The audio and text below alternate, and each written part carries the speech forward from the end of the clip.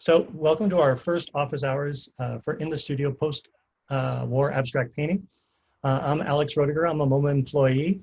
I share a lot of data across departments of the museum about visitor engagement. I'm also a painter. I paint in oil paint, landscape paintings, and I also took the In the Studio Post-War Abstract Painting class a couple of years ago when it first came out. So I'm one of the panelists, but why don't we, maybe everyone else can introduce themselves. Let's start with, maybe we'll go Michael, Annie, and Chris. So Michael, do you want to start? Yeah, hi everybody. I'm Michael Duffy. Michael, I'm a paintings conservator at, pardon me? Yep, go ahead. Hi everybody. I'm Michael Duffy. I'm a paintings conservator at MoMA, and I have an interest in artists, materials, and techniques. So I'm happy to answer the questions you may have about those topics. Annie, do you want to introduce yourself? Yeah, I'm Anny Aviram. I'm a senior paintings conservator at MoMA, and see how I can help here with some answers on techniques and problems with paintings. Thank you. And Chris? Hi, and I'm Chris McGlinchey, the Senior Conservation Scientist at the Museum of Modern Art, and I provide scientific support to my colleagues in Paintings Conservation. So I'm happy to answer the technical aspects of any questions you may have. Okay, great. So this is meant to be an informal 1 hour long conversation to extend the discussion in the course, but also answer your questions about materials and process. So throughout the session, please post your questions in the Q&A and use the chat to talk with other learners. You can also upvote any questions in the Q&A that you're most interested in responding to. We'll try to get to as many questions as we can the next hour, and I think we're going to start with a few questions that we got in advance. But first, just a couple of little housekeeping notes. We are recording this session, and we'll share it in the week 1 readings and resources with a summary of links in the coming days. And please post your questions for us in the Q&A. Please use the chat to talk with the other attendees, and make sure to select the all panelists and attendees as recipients. So down at the bottom, at least on my screen, it says all panelists. So if you select all panelists and attendees, then everyone can see it there too. And we may also have a few MoMA colleagues that may respond to the chat as we go. So we're very excited to have all of you here. I love the fact that it's such an international crowd. So let's get started. The first question comes from Konstantin Zuev. And the question is there any acrylic medium to substitute enamel paints? So would someone like to start us with that? I guess I can kick that off. So enamel refers to a colored glassy effect that during the post-war period was typically achieved by oil paints or alkyds, and they would add resins to them to make them glossy. And back then, the acrylics, as they were emerging, were typically matte and held brushwork. Today, acrylics, it's possible to get almost an enamel-like surface. And I know that for art supplies, a number of the acrylic paint manufacturers offer retarders that will help slow the drying down so that brushwork will disappear and give a more enamel-like quality. They also add extenders that are gloss modifiers that will make the surface glossy. And I know that, like, just in terms of house paint, there are many, quote unquote, acrylic enamel paints. So acrylic is a chemical term, whereas enamel is kind of an appearance term. Michael, I would add that there are some reputable brands of acrylic paint that sell also additives like extenders, gloss mediums that you could use and experiment with to really imitate the enamel appearance after it's dry. I'm thinking of Golden Paint and Gamblin as two that have an eye towards permanence and light fastness. So if I were choosing, I would probably gravitate towards those manufacturers. Yeah, those are good suggestions, Michael. Thanks. Okay, great. And let's go. I think Margaret Jolly just asked for brand names for acrylic and oil paints that endure and do not fade or deteriorate. So I think we just talked a little bit about golden in terms of medium. In terms of brand name for acrylic and oil paints that do that endure, my personal experience, I'm not a conservator in this group, but just the brand names I've been using, I really enjoy Williamsburg paint, Holbein. Those are, I think those are mostly, they're so expensive mostly because they just have a very high saturation and color. But I guess I would kind of pass this question off to the conservators, because I would think that maybe paints overall these days are pretty stable, but it probably varies on color. Is that true? Yeah, that's absolutely Michael, let me just... true, Alex. Yeah, I would say that's true. And Williamsburg is a great example, as well as Gamblin and Golden, that do extensive testing of their paints prior to marketing them. And we've even worked together with Golden, Chris, me, and Anny to develop paints that are suitable for conservation work. So that's a brand we typically go to. The other one I might mention for our purposes in conservation is Winsor and Newton, because they make a wide range of materials and they're very clear about the light fastness of them. That's something Chris can talk about too.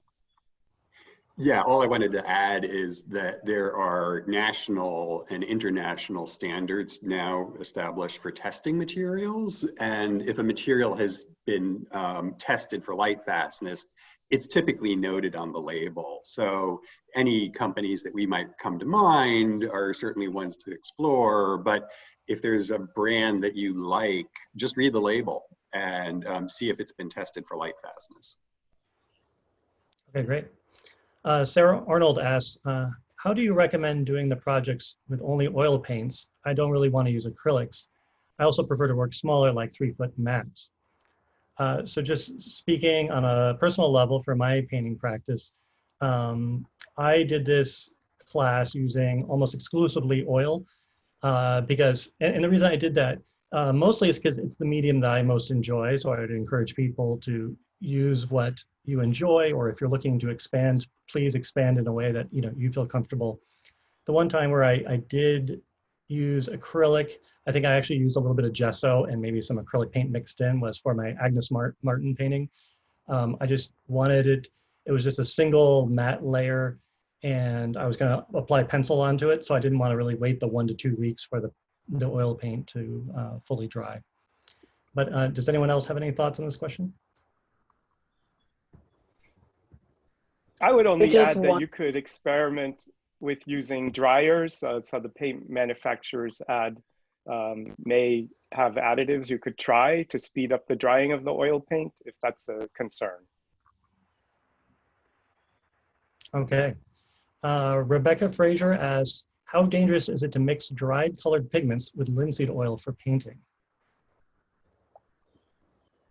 I mean, let me just say, it depends on the toxicity of the dry pigment. When these are dry powdered, they easily get stirred up and put in the hair. And if they're harmful dusts, you should take the proper precautions of, wearing the necessary masks, working with gloves, working away from food. But I think one suggestion, and maybe we could add this to the chat, is there's a great reference by Monona Rosal on health and safety issues in the artist studio. So I would recommend people seek out that type of information. And there's also a good book by Kurt Velta, originally written in German, translated into English, that gives kind of a breakdown pigment by pigment and its toxicity and how best to mix it. So check the references before you embark on doing anything. like this. Anny, Michael? No, just to avoid lead pigments if you don't have the proper gear. And yellows and cadmiums. And vermilion. Lead too. So the next question is from Peter Rigby. This is from the chat.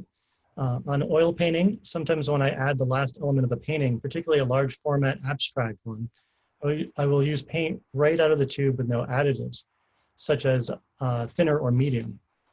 Days later, when it dries, there will be shiny patches.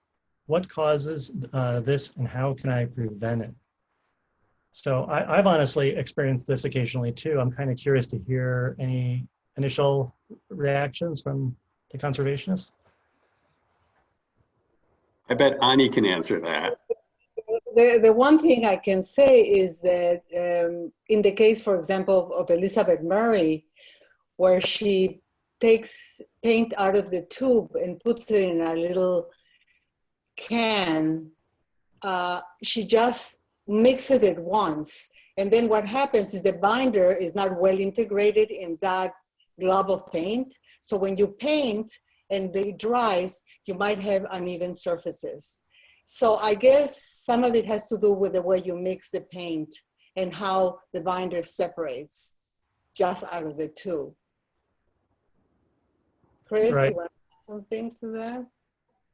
Well, I think, and if you're working straight out of the tube, you might just have, each pigment has its natural capacity to absorb medium, and after several hours or a few days, excess medium can collect, and it can coalesce in a variety of different areas on the surface. So, I mean, if you wanted to try draining your medium a little bit to pull a little excess medium, you can, like, before you work with it, but when you squeeze it from the tube, put it on, say, a piece of Whatman filter paper, and that's gonna, or just porous material, and that's gonna kind of suck some of the medium out. But obviously, it's risky to suck too much of the medium out.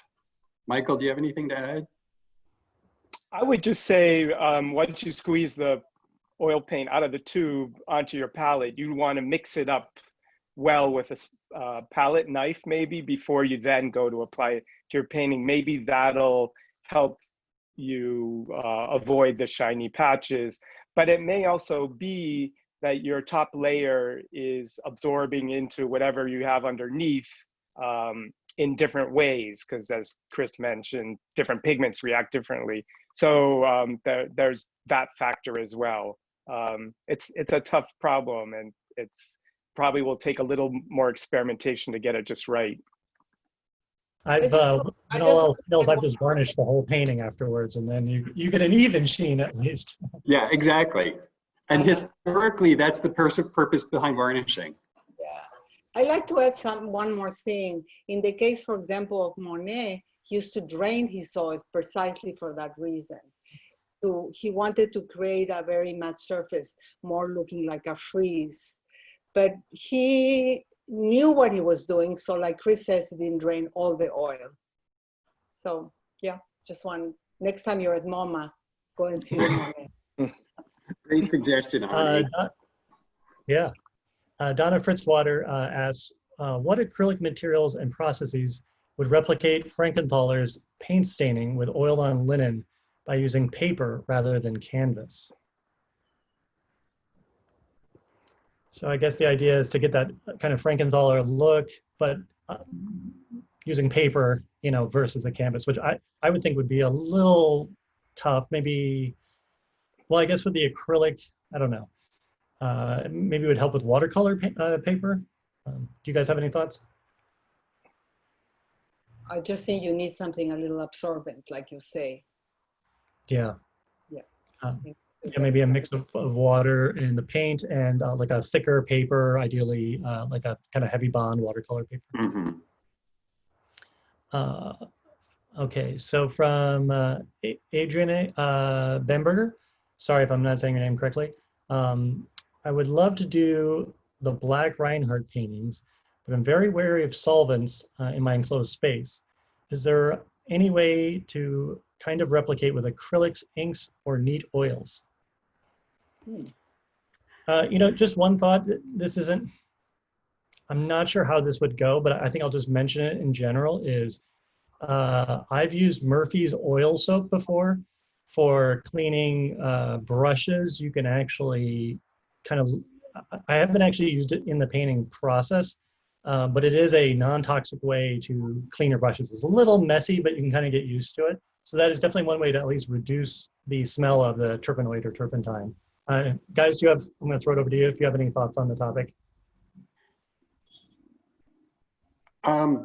Yeah, I have a couple things. I mean, one is just as a reminder that those black square series are extremely fragile surfaces, because for what we just mentioned earlier about leaching too much binder out of a paint film, Reinhardt effectively leached out virtually, you know, like 99% of the binder.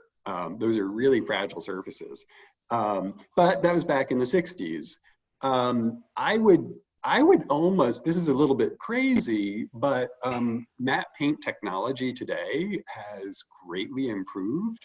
And I would just look into some of the kind of the ultra matte paints out there, and not even discount some of the DIY paints used for the house interior finish market, because some of those are really, they're both matte and durable. And the goal behind that Reinhardt surface is no matter what the viewing angle, there not be any hint of gloss. So that would be your discriminator in whether or not you are effective at getting that surface. I'm also wondering if Okay. you added a matte medium to your acrylic paint, you might get a similar type of evenly velvety black surface. It's close, and this is getting into like bad conservation techniques, but I think we know from experience some of these have been overpainted using that technique, and it just doesn't quite get there. That's true. Yeah. Salvador Plego asks, I would like to know what's the biggest challenge, most difficult painting to work with as conservators you've faced at the Museum of Modern Art, and why this is such a challenge. Anny, you first. Okay. I would say severe lifting paint is one of the most challenging things to conserve. Because if you have lifting paint, you have to make sure you can add the adhesive right under the flake and set it down. And that can be challenging and time consuming. So I think lifting paint is one of the most challenging things to do, not to mar or regain the surface back. But Absolutely. we have other challenges with contemporary art as well, as we will know, with Rauschenberg and others. It's not all about lifting paint.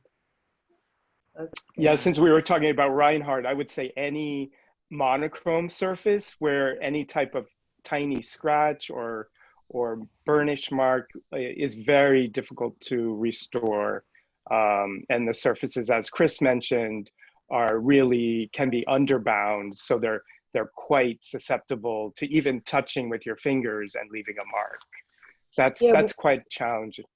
Right. We don't even dust those paintings with a soft brush. We avoid even touching those surfaces with a soft brush, which is something we typically do to get the dust of paintings.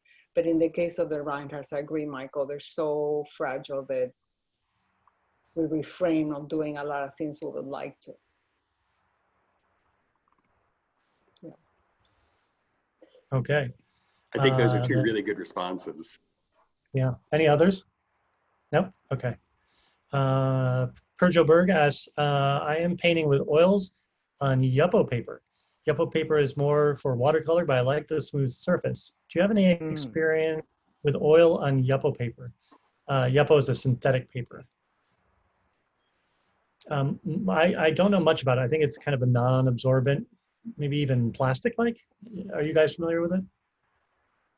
Not at all. No, I'd be curious to find out more about it. But if it is a slick surface, yeah, it's going to be not so absorbent. So you might consider first preparing it with something that has some tack to it to get the paint to stick to it, is what I would suggest. Especially, That's my guess as well, is maybe it might be difficult for it to adhere. I'm only vaguely familiar with it. I haven't actually tried it. or it might adhere for a little bit, but then it will flake, possibly, of this once you start moving the paper. So, yeah.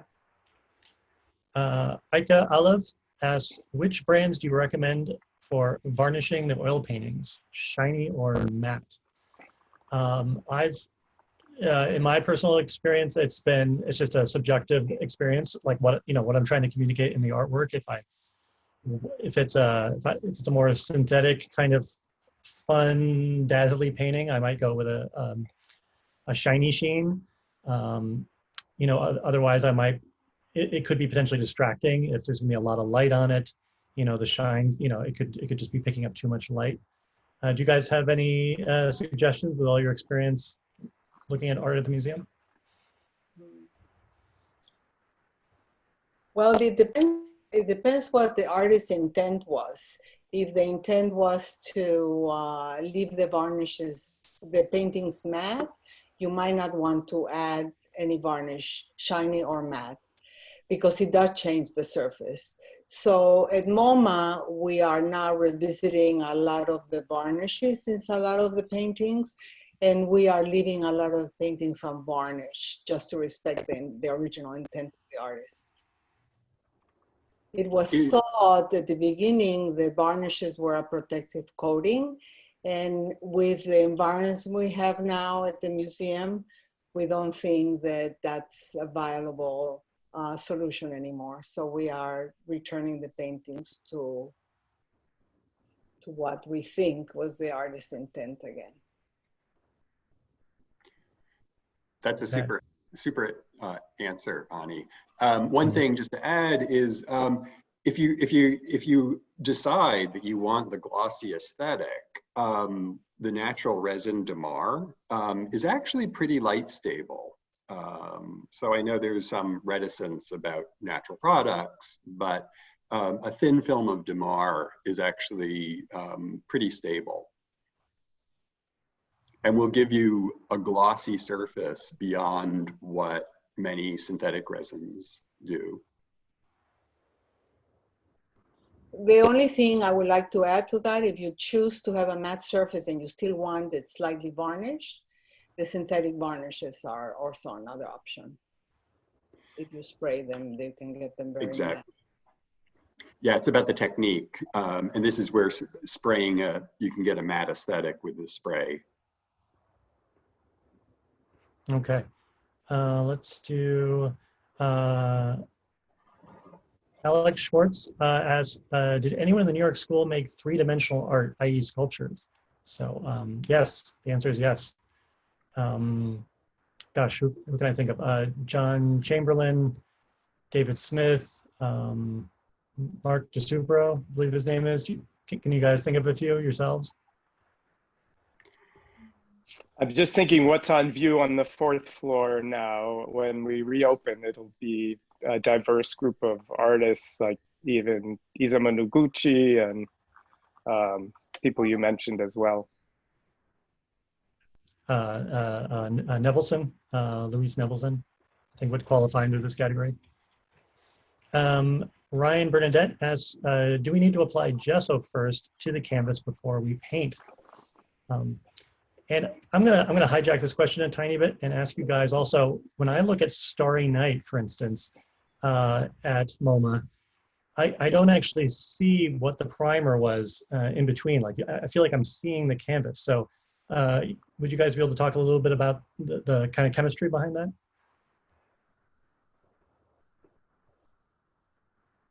Michael, you take that one.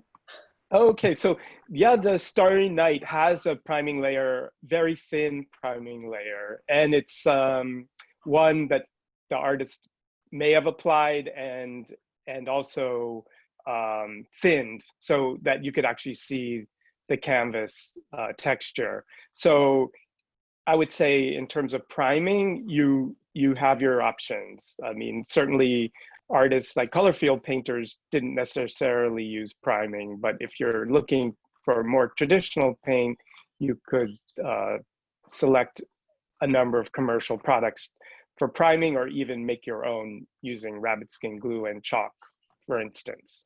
Other artists typically use painted priming layers, so like a layer of titanium white, and traditionally artists sometimes use a lead white priming. So there's a lot of options depending on what your desired effect is.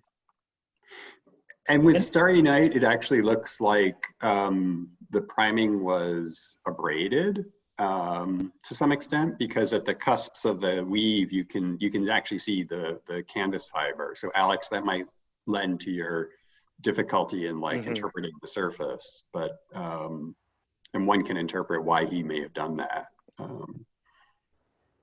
And just the chemistry part. So I always prime my wood panel or canvas because I've been told to, and because I know when I paint it on wood, it absorbs so much of the oil.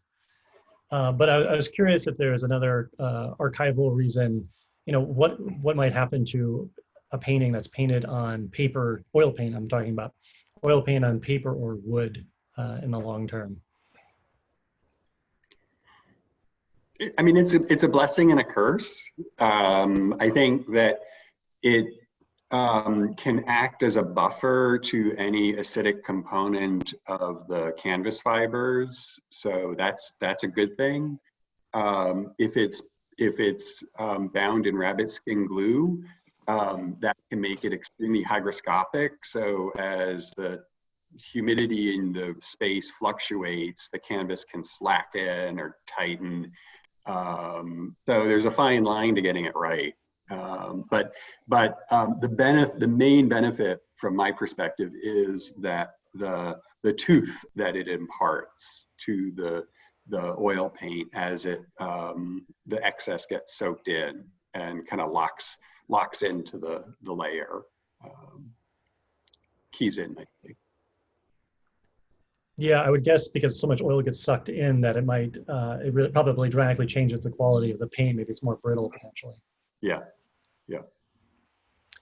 Alicia Cole asks, how do you clean canvases when they get messed up? I'm a self-taught special needs artist. I'd like to reuse if possible. So the way I'm understanding that question, if I'm understanding it correctly, is maybe you do a painting, but would like to do another painting on top of it, perhaps. If maybe you're not really happy with your first painting, you're like, well, this is a perfectly good canvas, I'd like to reuse it. I just off the top of my head, I would say, I'm saying this a little jokingly, but also seriously, I tend to just do a second painting that's thicker, that hides the marks of the bottom painting, and just paint right on top. If you don't mind doing an impressionist painting on top, that'll certainly work.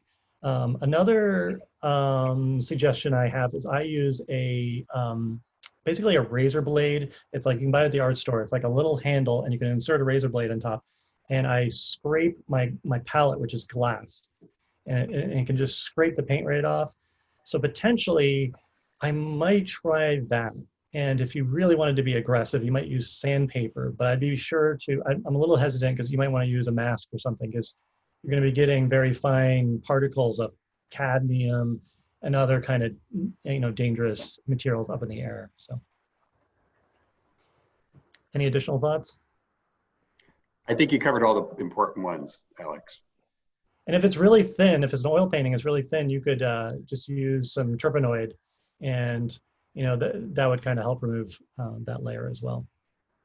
Andres Engart asked, what are your best ideas to preserve prepared oil paints without empty tubes? I'm going to tell you the way I do it, and honestly, it doesn't work that well, so I'm looking for other recommendations. But I've been using saran wrap. So if I have my oil paint on my glass palette, I'll put a sheet of saran wrap on top. I'll kind of mat it down, and that will extend the life by a few days. I would love it to be longer. I think maybe potentially adding linseed oil would certainly extend it, but then you're also diluting the saturation of the color. And I guess I would ask you guys, it's all about the air exposure, right? That's what's kind of increasing the drying, maybe the light as well. It's both oxygen and light. Yeah, so Yeah, your technique, Alex, is I think the best suggestion there is out there for oil paints. For water-based paints, you can actually buy palettes that have a little sponge inside to keep them moist, and that will increase their working life. There's also, you can buy at the art store a plastic box intended for disposable palettes. You could put a normal palette in there and it actually seals shut really well. There's a little bit of air in there, but I think that might actually extend the life of my paint a little more than my saran wrap technique. Besides the point of keeping your paint clean, not dusty. So that's yes. yeah, you cover them. Moisha Siegel asks, in order to prime a canvas for an oil painting, is there something I can use instead of gesso, which is acrylic based? I'm looking for an oil-based primer. So what kind of primers are there instead of gesso? Any thoughts about oil-based primers? Well, it depends what you're painting with. They're painting with acrylics or with oils. Right, so I suppose an oil-based primer would not be good for an acrylic painting from a traditional point of view. I mean, some artists use just titanium white oil paint for priming. It's, I think it's fair to say that could be a substitute for acrylic gesso. Yeah, that's so interesting. I hadn't heard of that before. Yeah, I mean, one thing you could try to do is drain out some of the medium of the titanium to make it underbound so that the paint on top of it locks in better. Right. And then you're going to be using oil paint, right? Yeah. Peter Rigby asks, these days I've been trying some paintings in the style of Franz Klein. It seems that he must have used a lot of thin washes, not unlike Rothko, to create the layers in his large-scale paintings. Is that your understanding? I've been trying with oil paints, greatly thinned with mediums and thinners.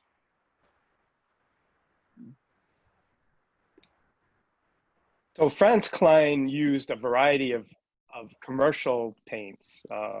We've, only begun to discover, the kinds of paint to use. So he wasn't just using artist oil tube paint, but he was also using other kinds of commercially available paints. And it's true, they can be very thickly applied and also in the a la mode of abstract expression is very quickly applied. So they don't always dry so evenly. And yeah, it's a really great artist technique that looks very abstract and spontaneous, but actually we've come to find out recently that he did very extensive underdrawings for these paintings. Okay. And Laura Silgman asks, can you tell us about stand oil? That's something I don't use a ton of, but I think I have experimented using it for maybe varnishing or some glazing. I've been working in very thick impasto paint, so I haven't, it's been a while. Would one of you like to talk a little bit further about stand oil? Chris, is that something Sure, you could comment sure. on? So traditionally stand oil, another way of, a technical way of referring to it is pre-polymerized oil. And some alkyds are automatically designed this way. And what it literally meant was that the oil was just poured out and allowed to stand for a while to build up in viscosity. And the main attribute behind it as a binder is that it dries a little bit quicker and it shrinks a little less. I wouldn't recommend it necessarily as a varnish, however, because once that's cured, no solvent will remove it. So the traditional approach to varnishing is that the varnish be distinctly soluble from the oil paint film or from the acrylic film. And with a stand oil varnish, that might be something that you would do to a piece of furniture or something like that, that was to sit outside, and okay to be refinished.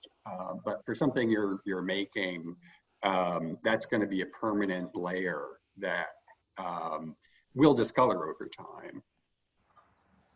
And you bring up an important point, which is, I sometimes forget about this, that I think one of the attributes of varnishing is that you can, in time, remove the varnish and reapply and always keep it fresh and keep the painting protected, which is, it's something I kind of forget about, but it's an interesting point. And then this next question, Ryra Bernadette asks, is there any recommendation for the best way to blend acrylic and oil paint? And I'll just say, I think one of the things I really enjoyed most about this class when I took it was the way these post-war artists were really violating a lot of the traditional rules of painting. And I was always told not to blend acrylic with oil. And it was just so fun to kind of just blatantly break all the rules and mix them together. And it's, I don't know what the long-term survival of those paintings is going to be, but there's nothing to say that all paintings have to last for eternity, I think, and you can get some very interesting results. Well, look what de Kooning was doing. He was painting with oil, then waiting a few days. He took sometimes months to finish a painting because all the layering. And he was adding, even he would mix water in oil and make it like granulous, the paint, and put that on and then wait and then scrape. So he was really breaking all the possible rules. And look what the paintings are today. So, yes. So one thing that's worth mentioning, and times have changed, but in the post-war period, there was a different class of acrylics that were out there that are basically no longer available or no longer used. And it's called Magna. And Magna acrylic was not an emulsion or dispersion. It was a true solution. And that was an oil miscible binder. And so you could use that particular acrylic and not suffer any ill effect when mixed with oil. Whereas if you take a traditional oil paint and mix it with an acrylic dispersion, that is an acrylic that is water-based, you potentially can run into problems. Do they still make that Magna? I don't think so. No, I don't think so. But so Lenny Bocour, who pioneered this material, his business partner Sam Golden was, I think, the father to Mark Golden, who runs Golden Paints. So this entire conversation is best answered by Mark Golden at Golden Paints.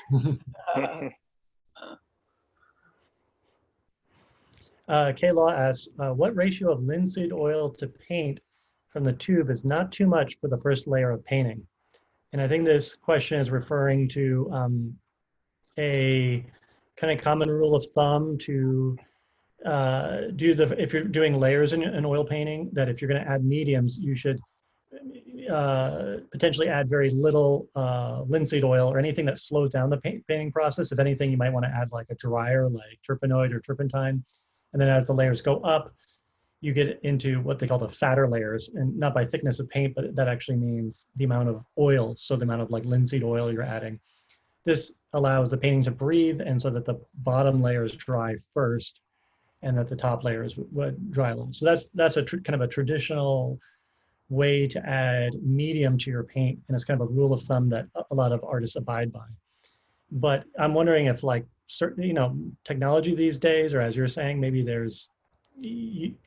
we're not necessarily painting in layers, or maybe there's some new paint out there.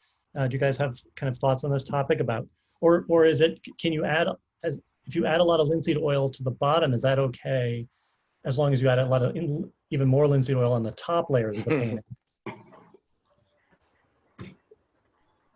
I would say it depends on the effects you're going for, but if you do want to avoid cracking in your paint layers, especially in black colors or earth colors, you would want to pay attention to the rules of fat over lean. And why, can you tell me more about the black or the darker colors? Well, as Chris mentioned, they tend to absorb the medium more because they're more absorbent than some other colors. So then you do a lot of times see drying cracks where the darker colors in particular have shrunk as they've dried and reveal the under layers. I mean, you can name artists who like Picabia, for example, who liked that kind of effect and then almost induced it in their paintings, but typically it's not what most people are after, especially if you're wanting to mimic a style of abstract expressionist artist. I think it's important to great. bear in mind that with oil, it's not just any solvent like turpentine that's evaporating off, but actually components of the oil paint as it is curing evaporate away. And that amounts to, if a lot of that evaporation related to the oil occurs, that's where you get shrinkage. So if you have excess medium, you run the risk of inviting excess shrinkage, which exposes you to the risk of greater cracking. Great. Meryl Vargo asks, what can you say about de Kooning's use of a liner brush? For example, in the Woman series, at what stage of the painting process did he do this? Are any of you familiar with the use of the liner brush in the de Kooning? No? I'm guessing he used it from the beginning to perhaps sketch the outline of the figures, and then as the painting's composition developed, he could have easily gone back in and used it for the final layers as well. So, but that's really just a guess. I don't know specifically an example that I could say. Okay. Charles Lambert asks, how do you prime wood panels for oil paint or acrylic paint? So I'd say I've painted on and off for many years. I used to paint on canvases, and then in the last few years, I kind of picked up painting a lot more. And they now sell, in the last 10 years or so, these beautiful birch wood panels at art supply stores. So I'm assuming that's what they're referencing. And I personally just prime that with a gesso I get from the store, an acrylic gesso on the front and sides. I recently actually read the directions for it, and it actually suggested you gesso the back of it as well. I'm guessing that's maybe to help with the wood warping. I don't know if I'm overdoing it, but that's at least been how I've been doing it, and thus far it's worked. Do you guys have any other thoughts? I would say your technique of priming front and back is a really great one, just to help alleviate any future warping from occurring. Yeah, and I do think that paintings on wood do warp, don't they? That is a potential issue. Definitely, and you see treatments of panel paintings that have warped over the centuries where drastic measures have been taken to straighten them out, and it's not always the best results. So better to be safe and have your panel be flat for the rest of its life. The way also, it's important the way you store in your panels, where there's not a lot of humidity and hot and cold and all that to prevent them from warping, even though you gesso them on both sides. Right, yep. You might also want to look into marine grade plywood. Oh, what's that?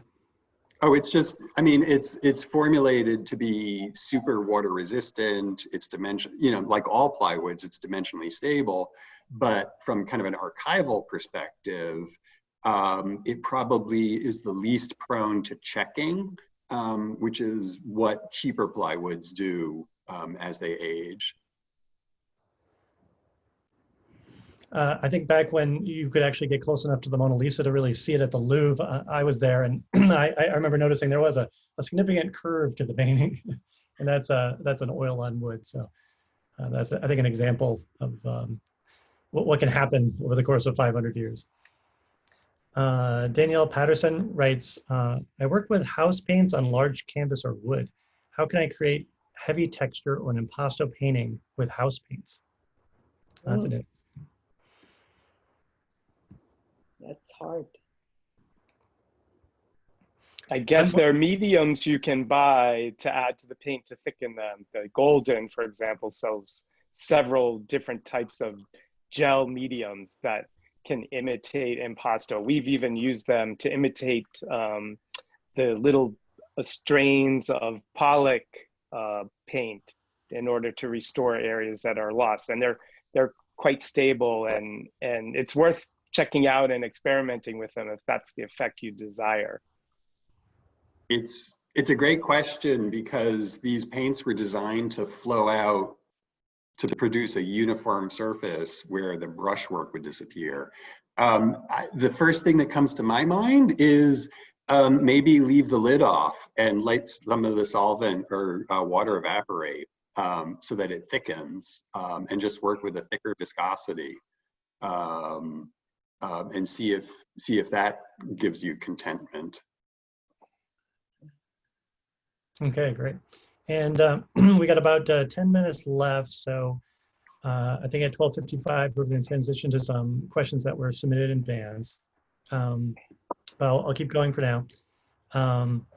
So Christina Madaras asks, I use liquid original medium with oil paint. Should I take care of the fat over lean rule?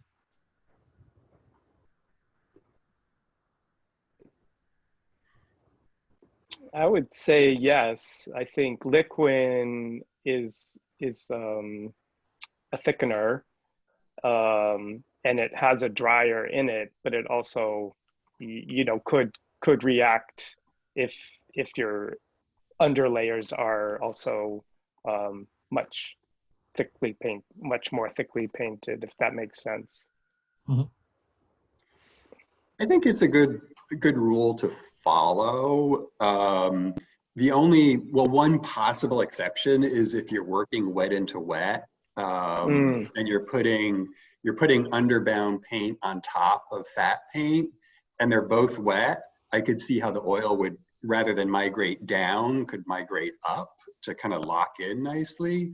But that's like if you're working it wet into wet, it is going to give you this kind of matte aesthetic in those drier areas. So it's one of those issues where if that's the aesthetic you want, try it and see if it works.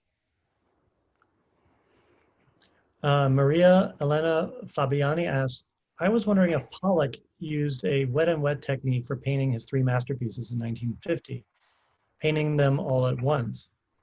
Rather, does he wait for the enamel to dry and then paint it over with other fresh enamel, maybe some days later on? Well, I just think that he paints almost like painting on air. He drips the paint, so I don't know he necessarily waits, because sometimes when you see the drips, you see them that they are flattening a little bit in some areas from the weight. So it depends how heavy he applies the threads or the paints or the drips. But I don't know if he really waited or,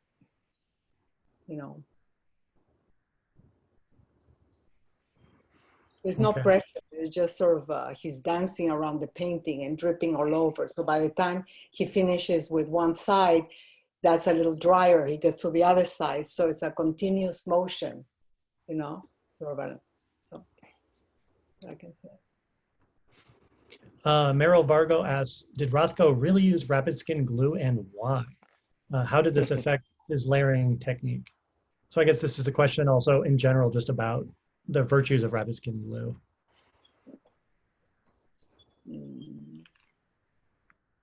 Not so sure.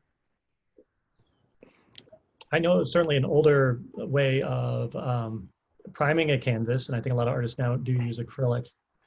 But I haven't actually personally tried it myself. Anyone else have any thoughts about it? But it's a traditional way of priming the canvas and also sealing the canvas before you add a white priming layer. So in many ways, it does add stability to your work, but it also, rabbit skin glues can sometimes react in high humidity. So I'd say it has its pluses and minuses in that regard. And let's see, the next question, Karen E. How can you tighten a canvas that does not have pre-cut slots, but has become slack on the wood frame? Also, is it possible to repair dents in the canvas? Well, if you want to flatten the canvas and you don't have a keyable stretcher, the best practice before you start wetting it would be to restretch it. And you can restretch it locally, depends. If you have draws in the corners, you can release the two corners and stretch it. Now, if you have a dent, you can flatten it with moisture. Depends on the surface of the painting. But typically you can put it flat and put weights on it and flatten the dents. I know that some artists tend to have a bump and they spray the back and it goes flat, but that's not what conservator will recommend, but I know artists do that. Why wouldn't a conservator recommend that? Well, because sometimes you have to consider other things, whether the paint is susceptible, whether you're going to wet it too much. So we go slow. Right. Konstantin Zuev asks, what is the best way to transport and preserve fragile paintings like Reinhardt's? Like Reinhardt's? I was a art installer many lifetimes ago, and it basically involves great expense and great cost to build a custom-made container to transport your painting. That's my my one main insight, that art transportation is it does require some effort sometimes to really make sure that you are preserving it and being very careful during transport. Well, at MoMA, we build this, what we call travel frames, which extend over the surface of the painting, the little L frames, and they attach with clips and then wrap them so nothing touches the surface. But if you cannot build a travel frame, you can build a cardboard collar around the periphery of the painting, and then use straps and basically wrap it in a way that the surface is nothing touches the surface. So there's ways of doing it. The better way, but also the safe way if you don't have other choice. And then also just in terms of like transporting, we make sure that it goes in a truck with air ride suspension if it has to travel. So there are a lot of precautions. And my colleagues might not even permit a loan of something that fragile. So it might not travel because of its fragility. Okay, so we just have a couple minutes left. We'll try to squeeze in just a couple more questions. Momoe Hiro asks, I'm a painter and I'd like to make a dry surface of the painting. So I mix many materials. For example, I mix plaster in the oil paint and paint oil on acrylic. I know this is not good for keeping in good condition over a long time. I wonder if there are many artists who do the same thing like me, especially contemporary artists. How do you keep the condition of art pieces which have mixed materials for the long-term preservation? So I guess it's kind of like the last question, where some of these works are maybe a little more fragile because they are mixing all these different materials, and it's not quite as durable as more traditional art mediums. The best preservation advice we tell artists is to store things, protected away from light and excessive temperature and humidity fluctuations, because those things affect different art materials in different ways. So if all those art materials are included in one painting, the best thing is just to have them in the most stable environment that's possible. Daniel Patterson asks, what is the best way to keep your brushes clean and reusable for oil and acrylic?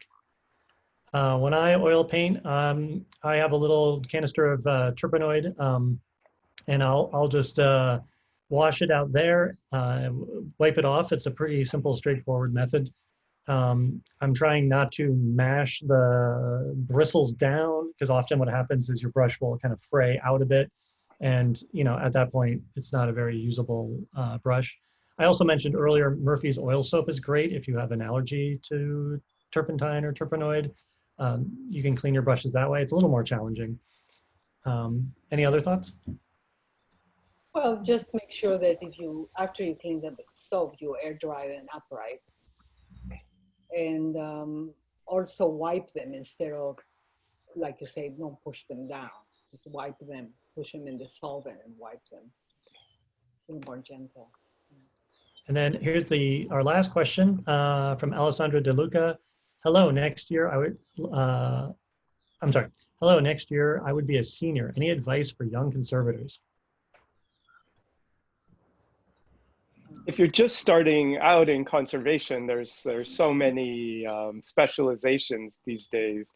Traditionally, conservators came from art history, studio art, and chemistry background, but that's also evolved to include knowledge of digital and time-based media work. So that's kind of an area that's expanded quite a lot recently. So I'd say it depends on what your real passion is in terms of conservation. Is it painting? Is it sculpture? Is it contemporary media works?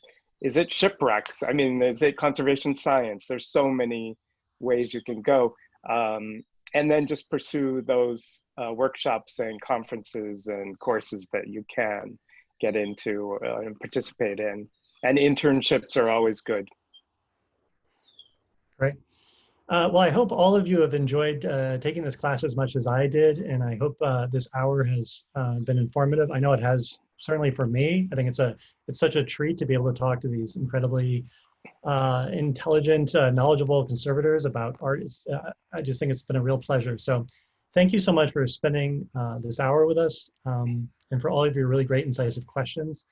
You're going to receive a short survey after this to help us inform our future office hours and other virtual course offerings. But in the meantime, we would love to keep the conversation going. So please continue to share with us by posting on the discussion forums. Thanks so much.